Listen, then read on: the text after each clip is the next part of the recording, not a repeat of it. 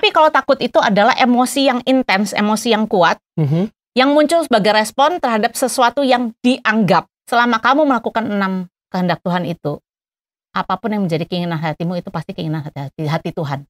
Hatimu tuh akan condong untuk mau mengikuti apa yang Tuhan udah hopeless lah. Kayak aku nggak tahu mau kemana, aku mau settle di mana pun nggak tahu gitu. Tanyakan sama Tuhan, Tuhan mau aku ngapain? Tuhan, aku serahin dirimu benar-benar sama Tuhan, minta Tuhan yang pimpin hidup.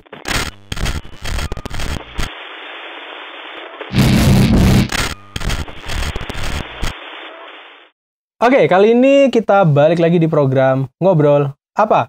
Ngobrol seru seputar apa aja. Nah, tapi kita udah masuk sesi 2 ya. Mungkin buat teman-teman yang ketinggalan, ini intro dulu.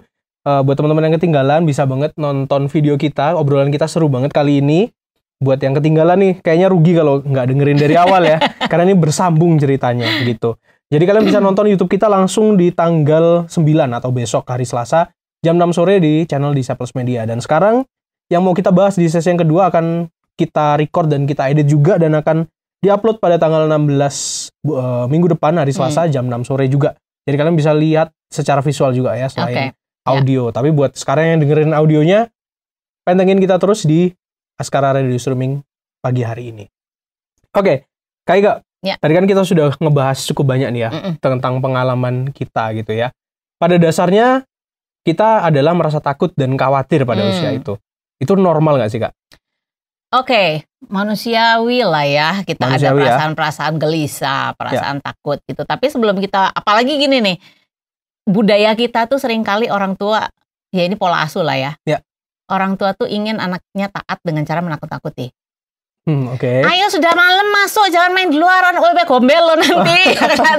Jangan main di luar, nanti ada setan. Jangan di situ gelap, ada ini ada itu. Maunya apa? Anaknya taat. Tapi seringkali pakai cara menakut-nakuti. Jadi akhirnya kita itu sudah tumbuh dengan rasa takut. Ya. Jadi itu kita pahami dulu bahwa kita punya tuh latar belakang itu. Nah, tapi sebenarnya ada beda nih antara, kalau bahasa Inggris tuh ada fear dan cautious. Fear itu takut, cautious itu waspada. Nah, sebenarnya kita seringkali campur-campur nih ya. Kita bilang aku waspada kok, tapi sebenarnya itu takut gitu. Nah, jadi kita pisahkan dulu nih ya. Kalau waspada itu aku jelasin artinya ya. Kalau waspada itu kita berhati-hati sebagai respon dari suatu kondisi yang memang potensial menimbulkan bahaya. Contoh, belum tentu ya. Potensial. Secara objektif itu yang berbahaya. Ini kalau waspada, kalau cautious ya. Contoh, kita jalan, cuaca hujan. Ada kabel listrik putus menggelantung. Potensial bahaya dong. Banget. Iya kan? Jadi itu pasti kita akan bahaya, akan waspada, bukan takut. Tapi kalau takut itu adalah emosi yang intens, emosi yang kuat, yang muncul sebagai respon terhadap sesuatu yang dianggap. Atau kita secara subjektif menganggap itu bahaya, padahal belum tentu. Contoh, aku takut tikus. Apakah tikus memang bahaya? Enggak juga sih. Iya kan, jadi itu kan hanya anggapanku bahwa itu bahaya karena aku fobi, takut gitu kan. Jadi akhirnya punya emotion yang intens gitu terhadap sesuatu yang aku sendiri anggap bahaya, tapi sebenarnya enggak. Beda ya. Jadi kalau waspada itu memang itu potensial, hal itu potensial menimbulkan bahaya. Kalau takut kita sendiri yang anggap itu bisa menimbulkan bahaya, padahal belum tentu sebenarnya. Nah, yang kita bahas sekarang adalah tentang rasa takut. Normal nggak sih rasa takut? Nah, aku jelasin dulu tentang rasa takut. Jadi rasa takut itu adalah respon tadi ya, respon emosi yang kuat. Punya daya, punya kuasa untuk menghentikan kita melakukan sesuatu. Contoh, aku takut nih nyetir di jalan yang kecil. Jadi kalau misalnya kayak dari Junggo gitu mau ke Batu lagi macet-macet nih weekend kan, pilihan yang terbaik adalah lewat jalan tikus. Karena dan jalan besar macet dan itu kecil, aku takut nyetir jalan kecil. Karena aku belum bisa ngebayangin dimensi mobilnya gitu. Bisa nyetir tapi nggak kebayang nih dimensinya kanan kiri depan belakang. Jadi aku takut dan aku milih, karena rasa takutku akhirnya aku milih aku nggak mau nyetir. Ya, jadi takut itu punya daya untuk menghentikan kita melakukan sesuatu. Jadi padahal belum tentu ya. Betul. Ternyata aku bisa kok. Kayak kemarin aku bawa anak-anak kecil kan ke Junggo kan, pas mau pulang mau nggak mau nih harus lewat jalan kecil. Ya terpaksa, kalau nggak aku nggak bawa pulang nih anak-anak kan, aku harus melakukan ini. Aku harus mengalahkan ketakutanku. Ternyata bisa. Ya, jadi seringkali rasa takut membuat kita tidak melakukan sesuatu bukan karena nggak bisa, karena nggak mau, karena jadi kebayang ya, ketakutan itu punya power yang sangat merugikan kita sebenarnya. Oke? Nah, itu tadi kita ngomong soal rasa takut. Nah, sekarang balik. Berarti apakah normal nggak kalau kita menjalani usia 20-an ini dengan rasa takut? Awal rasa ada kayak tadi, aduh kok dia berhasil, aku belum ya. Iya. Ada kayak pemicu tak gitu tuh, kayak penyentak kita. Berarti kan kita mikir serius. Iya, hidupku harusnya lebih serius dari ini. Tapi kalau akhirnya rasa takut itu yang membimbing kita menjalani usia 20-an, ya pasti hasilnya jadi nggak baik. Kita akan miss banyak kesempatan yang baik gitu. Ya kan? Dan sebenarnya ketakutan tuh hal yang serius, Tuhan nggak mau. Oke. Ya. Contohnya apa? Di Alkitab itu nasihat jangan takut itu berulang kali dituliskan. Banyak sekali dituliskan jangan takut. Dan sebenarnya waktu Tuhan bilang jangan takut tuh apa sih yang Tuhan mau bilang? I am with you. Aku bersama-sama dengan kamu. Jangan takut. Aku bersama-sama dengan kamu. Nah, aku mau kasih contoh nih ya. Di Alkitab cerita tentang bangsa Israel waktu keluar dari tanah Mesir menuju ke tanah perjanjian. Itu masa transisi. Ya kan? Transisi dari apa sih? Transisi dari identitas sebagai budak menjadi orang yang bebas. Transisi dari orang yang nggak punya apa-apa menjadi tuan tanah nantinya di Kanaan. Mereka akan punya tanah, kan? Betul. Akan mewarisi negeri itu. Jadi itu mereka lagi dalam proses transisi. Dari mereka tuh bukan siapa-siapa menjadi sebuah bangsa. Karena nanti di Gunung Sinai baru mereka akan punya identitas bahwa mereka lah bangsa Israel, bangsa pilihan Allah. Itu nanti waktu sebelum mereka masuk ke tanah Kanaan. Tuhan sudah jelaskan identitas mereka, Tuhan sudah kasih janji kepada mereka. Nah, waktu mereka perjalanan dari Mesir ke Kanaan, sebenarnya perjalanan itu nggak sampai 2 tahun loh. Kurang dari 2 tahun. Tapi kenapa jadi 40 tahun? Diputer-puter itu ya. Kenapa diputer-puter? Proses itu tadi. Karena sebenarnya mereka tuh udah sampai dibataskan, ini misalnya ini tanah Kanaan, Mesir di sana, tanah Kanaan di sini. Mereka tuh udah jalan udah sampai di sini loh. Sudah di batas selatannya, sudah di bordernya, di perbatasan. Udah dikit lagi udah masuk gitu. Lalu Musa mengirim 12 pengintai. Dan yang dipilih 12 orang itu bukan random ya. Tapi 12 terbaik kepala suku. Kepalanya. Artinya orang-orang yang punya pengaruh. Musa kirim mereka untuk mengintai tanah perjanjian itu seperti apa kondisinya. Karena dulu nggak ada Google Earth. Ya kan? Kita nggak bisa ngelihat, oh tanahnya kondisinya kira-kira gimana, fotonya nggak bisa. Jadi harus ada yang pergi ke sana melihat. Betul.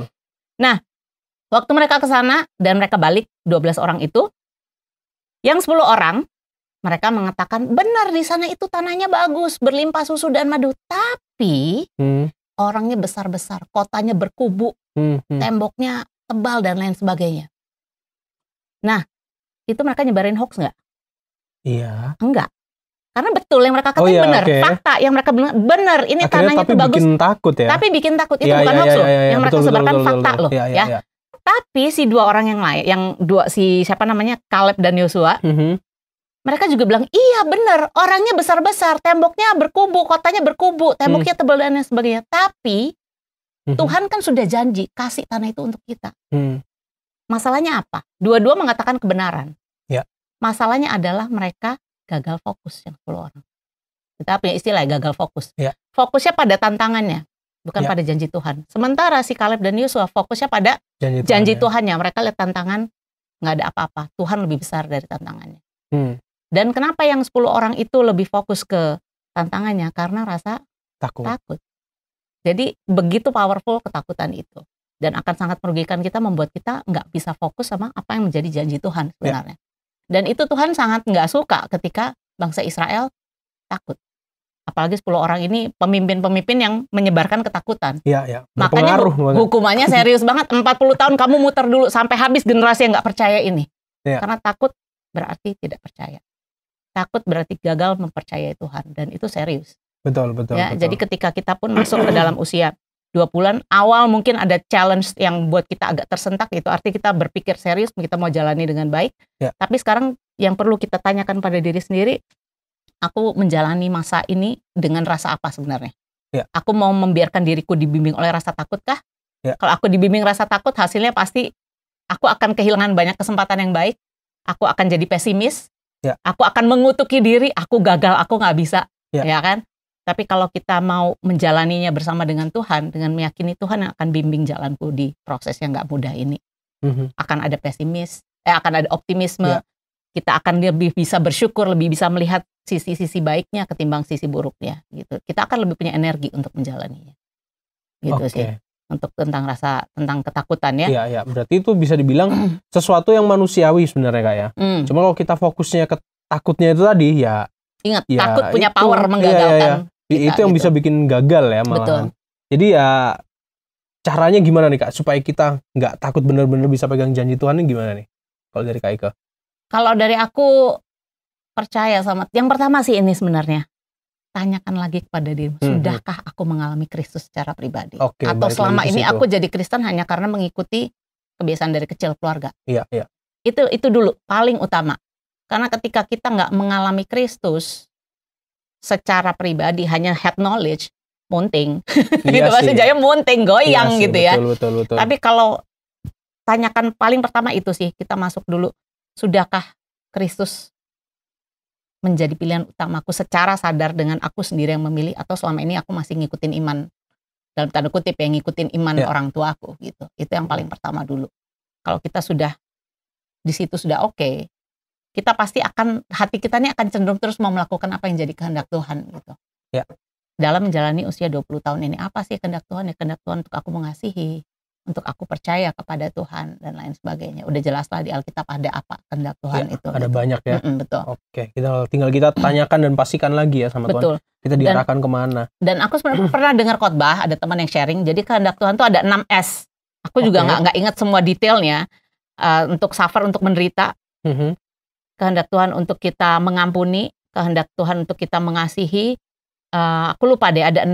Tapi intinya gini, selama kamu melakukan 6 kehendak Tuhan itu, apapun yang menjadi keinginan hatimu itu pasti keinginan hati Tuhan. Hatimu tuh akan condong untuk mau mengikuti apa yang Tuhan mau gitu. Jadi pasti pilihan-pilihanmu pilihan yang tendensinya untuk Tuhan gitu. Bukan berarti kita semua harus full time pelayanan di gereja ya, enggak gitu. Ya. Di bidang apapun, tapi kalau kita lakukan itu sebagai pelayanan untuk menjadi terang di bidang apapun, ya pasti kita akan diarahkan oleh Tuhan dalam segala hal gitu ya. Bahkan dalam keputusan-keputusan kecil pun gitu. Itu sih. Nah ini berikutnya nih Kak. Tadi kan rasa takut ya. Nah ini ada sebuah cerita. Ini sebenarnya kisah nyata nih ya dari temanku sendiri. Dia tuh sering cerita ke aku nih. Dia ngalamin rasa takut itu. Karena ini tapi lebih dari social pressure atau tekanan sosial ya. Dimana dia secara lingkungan, bukan lingkungan pertemanan ya, tapi kayak lingkungan keluarganya, dia dituntut lebih gitu loh. Dituntut lebih karena bisa dibilang ya papanya orang yang punya juga, orang yang berhasil, mamanya juga orang yang punya nama gitu. Dia tinggalnya nggak di sini, dia ada di Wamena sana. Di Kobakma. Ada satu kota di Papua, distrik namanya Kobakma, dan sekarang dia ada di Wamena. Tapi dia punya social pressure yang cukup gede di sana, di mana dia di lingkungan keluarganya itu dikelilingi sama orang-orang yang sukses gitu loh. Nah, sebenarnya dia itu kalau mau minta sama papa mamanya mau disekolahkan kemana, bisa aja. Nah, tapi dia itu ngerasa bahwa selama ini dia nyoba semua dengan privilege yang dia punya, nyoba ini, nyoba itu nggak ada yang pernah berhasil gitu loh. Nah, karena dia mengakui bahwa dia mencoba sesuatu itu kadang-kadang juga nggak berhikmat, dia bilang gitu. Karena aku pengen coba, waktu itu dia pernah masuk sekolah penerbangan segala. Itu kan nggak murah, sekolah penerbangan nggak murah, dan orang tuanya bisa biayain itu. Gitu, bisa biayain sekolah penerbangan, tapi akhirnya gagal. Karena dia ngerasa kayaknya keren ya. Cuman sekedar itu doang dicoba akhirnya. Nah, tapi lama-kelamaan dia itu ada tekanan tersendiri karena di usia yang sekarang, usianya sama kayak aku, dia umur 27 sekarang. Dia itu belum jadi apa-apa dalam tanda kutip. Dia bilang belum jadi apa-apa, kerja juga nggak jelas. Padahal dia dituntut untuk seenggaknya ada pekerjaan yang bisa dia pegang lah sejauh ini kan di usia yang sekarang. Dan ini dia bulan depan, Agustus, dia itu ngambil studi lagi, ngambil chef. Dia cari sekolah chef gitu di Bali. Nah, dia tuh punya, dalam tanda kutip punya privilege. Tapi justru privilege yang dia punya itu jadi tekanan tersendiri buat dia, karena ketika dia coba itu dia selalu gagal, dia selalu gagal. Nah, menurut kakak nih Kak, social pressure itu yang dirasakan ini pasti kakak juga pernah lah ya ngerasain social pressure yang kayak yang ya, versinya Kak Ike. Nah, social pressure itu gimana sih kita ngadepin hal yang kayak gitu tuh, social pressure? Paling berat sih social pressure kalau kita masih serumah ya sama keluarga. Nah, Kalau aku pernah sih, maksudnya yang bukan social pressure gimana ya, cuman ada momen aku balik ke rumah lagi gitu kan. Dan emang nggak bisa. Oke. Sebenarnya nggak ada social pressure yang gimana-gimana, cuman ya memang karena kita udah dewasa gitu ya, udah dewasa dan udah nggak suka tuh yang diatur-atur ini gini kayak bludrek gitu bahasa Jawanya gitu kan. Dan akhirnya memutuskan aku nggak bisa, aku harus tinggal sendiri gitu. Jadi emang kalau memang memungkinkan untuk tinggal sendiri gitu. Dan emang udah usianya kan untuk tinggal sendiri juga. Ya sebenarnya sih nggak apa-apa gitu selama maksudnya nggak ada orang tua yang sakit yang harus didampingin, kondisi memang memungkinkan untuk keluar ya keluar tinggal sendiri supaya kita juga bisa lebih punya waktu untuk dengan diri kita sendiri diam, mikir, merenung gitu, merencanakan kehidupan kita sendiri gitu ya. Jadi dan ini juga mencari tempat untuk kita bisa diem kalau misalnya nggak bisa keluar dari rumah, tapi cari momen-momen untuk kita bisa keluar sendiri ke alam. Ke alam untuk menenangkan diri itu tadi, dengarkan diri kita, dengarkan Tuhan. Yang paling penting dengarkan Tuhan sih. Dan sekarang ini kita hidup di era yang terlalu banyak noise gitu ya, terlalu banyak distraksi gitu. Apalagi handphone itu distracting banget gitu, sangat mengganggu kita untuk kita tuh nggak bisa tenang, ya kayak meditasi gitu ya. Tapi sebenarnya bukan meditasi juga sih, benar-benar tenang menenangkan diri kita gitu. Aku pernah tuh ke satu tempat dan di situ nggak ada sinyal sama sekali, jadi handphone tuh benar-benar off, itu rasanya damai banget, kayak nggak ada tuntutan apapun gitu dari siapa-siapa, dan itu sungguh-sungguh berikan ketenangan, kedamaian gitu. Jadi kalau emang nggak bisa keluar rumah, nggak bisa dalam arti pindah, tinggal sendiri, cari momen ke alam.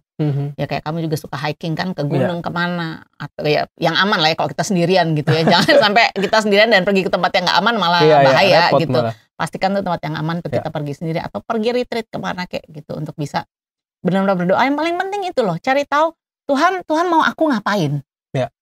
Karena kalau nggak, ya aku juga ada teman juga yang aku lihat kayak kesana sini gitu, tinggal sana sini pindah-pindah. Sampai aku mikir kenapa ya gitu. Aku juga berpikir kenapa ya dia kok nggak settle ini mau di mana gitu loh. Baik dalam kerjaan, dalam bidang apa, dalam tempat tinggal sekalipun. Dan belakangan aku kayak jadi mikir gitu. Ya mungkin harus stop mikir aku mau apa. Ganti pertanyaannya. Tuhan mau apa dengan hidup aku? Aku ngerasanya udah hopeless lah, kayak aku nggak tahu mau kemana, aku mau settle di mana pun nggak tahu gitu. Tanyakan sama Tuhan mau aku ngapain? Tuhan, aku serahin dirimu benar-benar sama Tuhan, minta Tuhan yang pimpin hidupmu. Kalau apalagi udah sampai di titik kayak gitu kan, udah nggak tahu mau ngapain lagi gitu. Dan sebenarnya dari awal harusnya sih hidup kita kayak begitu gitu. Dan betul. Pengalamanku waktu selesai sekolah S2 ya, aku udah merasa dengan banyak ilmu gitu ya, pulang ke Indonesia banyak tawaran ini itu gitu, udah rasanya besar kepala lah. Terus aku dibilang, oke Tuhan, aku sudah punya semua yang bisa, semua bekal nih untuk melayani Tuhan. Aku mau buat ini buat Tuhan. Tapi dalam perenunganku aku mau menentukan pilihan, karena pilihan udah depan mata nih, mau nentuin yang mana. Ya Tuhan kasih firman Tuhan waktu Daud mau bangun bait Allah, dan Tuhan bilang enggak, bukan kamu yang akan bangun rumah buat aku. Anakmu yang akan bangun, dan kamu gak akan bangun rumah untuk aku, tapi aku yang akan bangun rumah buat kamu. Yang Daud maunya bangunin bait Allah buat Tuhan, tapi Tuhan bilang enggak, aku yang akan bangun rumah untuk kamu. Yang Tuhan maksudnya apa? Aku yang akan membangun keturunanmu. Dan dari Daud kan ada keturunan nanti juru selamat kan. Nah dari situ tuh aku kayak ditegur Tuhan, iya sombong banget, aku nih siapa gitu. Aku bukan aku yang aku punya semua dan aku mau melayani Tuhan, enggak loh. Aku harus ganti pertanyaanku. Oke Tuhan, aku sudah selesai dengan semua pembentukan, sekarang Tuhan mau apa? Silakan Tuhan. Tuhan arahin aku kemana? Tuhan mau aku melayani atau apa yang Tuhan mau untuk aku kerjakan. Dan itu habis itu Tuhan tuh bukain pintu tuh satu-satu jadi kayak clear banget gitu ya. Dan mungkin kamu bertanya, terus gimana sih kita tahu bahwa yang kita lakukan ini adalah kehendak Tuhan? Ya kan, pasti ditanya gitu. Kalau menurut aku ya, yang pertama, kamu senang melakukan itu bukan karena gaji. Pastinya bukan karena gaji. Kamu melakukan itu karena natur pekerjaan itu memberikan kamu kesukaan tersendiri. Itu satu. Ini kalau definisi dari aku ya. Ini secara general kan ya? Iya, secara general. Yang kedua, apa yang kamu lakukan itu memberikan manfaat bagi banyak orang. Menjadi berkat bagi banyak orang. Yang ketiga, Tuhan dipermuliakan. Pastinya Tuhan dipermuliakan. Hidupmu dengan Tuhan, relasimu dengan Tuhan makin dekat. Kamu makin mengalami Tuhan, bahkan melalui hal-hal yang sangat sederhana pun kamu bisa melihat bagaimana Tuhan bekerja, Tuhan campur tangan. Dan apa yang kamu kerjakan itu sungguh-sungguh apa ya? Yaitu tadi membuat relasimu sama Tuhan tuh kamu makin amazed sama Tuhan. Kalau buat aku itu sih. Aku tahu bahwa itulah kehendak Tuhan untuk aku jalanin gitu. Tapi bukan berarti juga ketika ada masalah oh berarti ini bukan kehendak Tuhan, belum tentu juga loh. Belum tentu juga. Karena ada challenge, karena Tuhan mau kita makin mengenal dia, kita makin serupa dengan dia. Tapi intinya ketika kamu melakukan itu dan ada problem, kamu harus menghadapi itu. Yang pasti ini problem bukan karena kitanya yang konyol ya, kita yang buat keputusan yang salah, tapi pokoknya ada sesuatu yang membuat bukan karena kesalahan kita, tapi kita akhirnya ada masalah misalnya gitu ya. Melalui itu pun kamu bisa melihat bagaimana Tuhan bekerja dan Tuhan kasih kamu damai. Itu kamu mengalami damai yang bukan diberikan dunia, damai yang benar-benar dari Tuhan sekalipun kamu dalam masalah. Damai yang tidak ditentukan oleh kondisi gitu, tapi ya ada sesuatu yang Tuhan berikan ketenangan kepada kita. Itu sih kalau aku belajar mengerti apa yang jadi kehendak Tuhan gitu. Oke, jadi sebenarnya kalau balik lagi ke pertanyaan tadi, social pressure itu gimana menghadapinya ya? Balik lagi ke kita dengarkan suara Tuhan. Betul, benar. Kalau bisa keluar dari rumah kalau memungkinkan, karena memang udah umurmu untuk mandiri keluar. Kalau memang nggak bisa, cari ketenangan. Ya hikingnya kan kamu hiking atau jalan jogging, olahraga itu nolong banget loh. Sangat menolong ya kan. Aliran darah juga lebih lancar, oksigen lebih lancar juga bisa secara fisik itu praktisnya gitu sih. Secara fisik psikologis sehat lah. Betul. Dan kita nggak bisa nutup mulut orang loh. Oh itu pasti. Ya kan, orang akan terus pressure kita, tapi sekarang gimana kita ngadepin itu? Kita yang tutup telinga dengan itu tidak nggak berpengaruh. Betul. Dan sebenarnya gini, mungkin ada satu hal yang kalau kita tuh kayak yang tadi mungkin kasusnya sampai pingsan tadi kali ya. Oh iya betul. Mungkin ada sesuatu yang kita perlu gali sih. Mungkin kenapa? Tanyakan pada diri sendiri, kenapa ya aku kok sangat terpengaruh sekali dengan social pressure? Karena kalau kayak model tiap orang beda lah ya. Kalau aku modelnya cuek gitu sama social pressure. Nah tapi ada orang-orang tertentu kan yang kayaknya social pressure tuh ngefek banget gitu. Betul. Nah, coba gali lagi lebih dalam ke situ. Kenapa aku sangat terganggu dengan tekanan orang, apalagi kalau orang ngomong tentang misalnya topik tertentu pernikahan. Kenapa aku terganggu? Gali terus itu. Kenapa aku terganggu dengan obrolan pernikahan? Aku paling terluka kalau siapa yang ngomong tentang pernikahan ke aku. Apakah papa atau mama atau om atau siapa? Gali lagi. Kenapa aku tersinggung banget kalau om ngomong itu? Gali lagi. Karena biasa dari situ baru kita bisa temuin sebenarnya ada hal lain yang belum selesai mungkin. Jadi ada luka batin yang nggak selesai. Nah itu mungkin kita harus beresin dulu. Nah kalau teman-teman kesulitan, jangan ragu-ragu cari bantuan konseling Kristen gitu. Ya karena aku pun aku yang belajar psikologi konseling sampai saat ini pun kalau ada momen-momen tertentu aku ngerasa kayaknya aku perlu dibantuin deh sama konselor untuk lebih, kan konselor tuh kayak cermin sebenarnya. Bantuin kita untuk bisa melihat diri kita lebih clear lagi.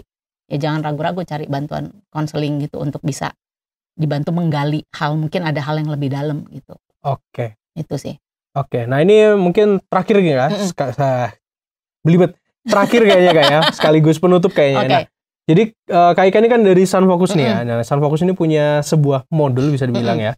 Ini aku ambilin bukunya, namanya Teens Alive. Nah jadi kita udah ngebahas banyak nih Kak hari ini soal istilahnya apa ya, social pressure atau ketakutan, bisa dibilang quarter life crisis juga. Nah mungkin dari Kak Ika nih, kalau dari buku Teens Alive ini apa yang bisa kita dapetin juga? Ini sih sebenarnya bukunya bukan untuk anak umur 20-an sih. Bukan anak lah ya, udah 20-an udah dewasa ya. Gitu, pemuda betul. Cuman buku ini untuk guru pembimbing rohani lah ya di gereja bisa, atau orang tua mau pakai juga bisa, untuk anak tunas remaja sebenarnya. Tapi ada hal-hal di sini yang bisa mulai mempersiapkan sebelum mereka nyampe ke sana, sebelum nyampe ke usia 20-an tahun. Kayak tadi kita kan ngobrol, anak-anak biasanya pikirannya itu nggak distimulasi tuh untuk mikir ke depan. Belum. Nah tapi di buku ini kita mulai anak-anak tunas remaja sudah mulai distimulasi. Jadi ada pelajaran tentang berarti di mata Tuhan. Itu tentang budaknya Naaman. Cewek masih kecil gitu kan, budak yang sebenarnya tuh dia sangat nggak signifikan gitu loh keberadaannya. Tapi justru melalui dia Tuhan pakai dia untuk membawa Naaman, seorang panglima, untuk percaya kepada Tuhan. Jadi yang kecil itu berarti di mata Tuhan gitu ya. Jadi mulai umur tunas remaja kita mulai tanamkan hal-hal itu sehingga nanti masuk di 20 sudah ada bekal secara rohaninya gitu. Lalu ada juga pelajaran tentang mimpi dari Tuhan. Itu tentang Yusuf dibully sama kakak-kakaknya dibully, terus dibuang dari keluarga, terus dia dapat pekerjaan yang bagus, difitnah lagi, dipenjarain dan lain sebagainya. Tapi bagaimana dia melihat seluruh perjalanan kehidupannya itu sebagai proses Tuhan, mempersiapkan dia untuk satu tugas yang besar, dan juga dia belajar untuk melihat bahwa dia punya mimpi kan, dan mimpi itu dari Tuhan sebenarnya. Ya artinya kalau kita melihat hidup kita juga kayak dari tadi aku bilang, yang paling penting adalah apa yang Tuhan mau lakukan buat hidup kita. Dan itu diberikan Tuhan loh, bukan kita nyari-nyari loh. Ya, jadi ini juga mimpi hidup kita itu sebenarnya diberikan sama Tuhan gitu. Kayak yang Yusuf itu ya. Nah, kemudian ada juga cerita tentang mengampuni, dan itu penting banget sih. Selama kita tuh masih belum mengampuni, ada luka batin yang kita nggak selesaikan, itu juga membuat kita sulit untuk maju. Gitu. Pengaruh banget. Pengaruh banget. Nah, jadi di buku ini sebenarnya bukan untuk 20-an tahun, tapi untuk tunas remaja mulai distimulasi, dipersiapkan untuk nantinya mereka bisa masuk ke masa usia 20 tahun sudah dengan ada bekal rohani gitu. Oke.